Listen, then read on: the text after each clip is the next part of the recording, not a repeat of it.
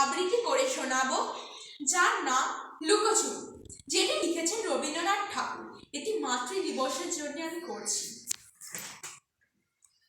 আমি যদি দুষ্টুমি করে চাপা গাছে চাপা হয়ে ফুটি, ভোরের বেলা মাগো ডালিয়ের পরে কচি পাতায় করি লুটোপুটি,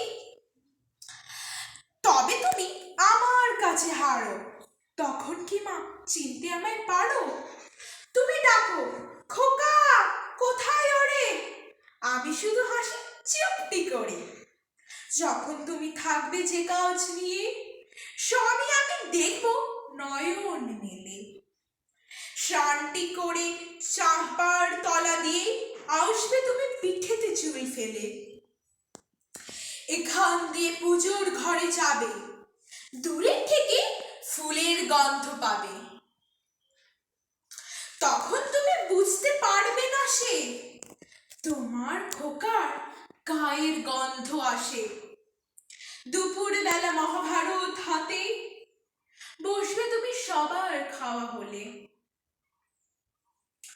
গাছের ছায়া ঘরে জানালাতে পড়বে সে তোমার পিঠে কোলে। আমি আমার ছোট্ট ছায়াখানি দোলাবো তোর বইয়ের পরে আনি। তখন তুমি বুঝতে পারবে না সে তোমার চোখে খোকার ছায়া ভাসে। সন্ধ্যাবেলা প্রদীপ জেলে যখন তুমি যাবে গোয়াল ঘরে, তখন আমি আমার ফুলের খেলা খেলে টুপ করে মা পড়বো ভুঁয়ে ঝরে।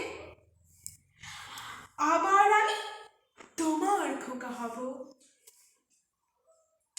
গল্প বলো, তোমায় গিয়ে বলবো।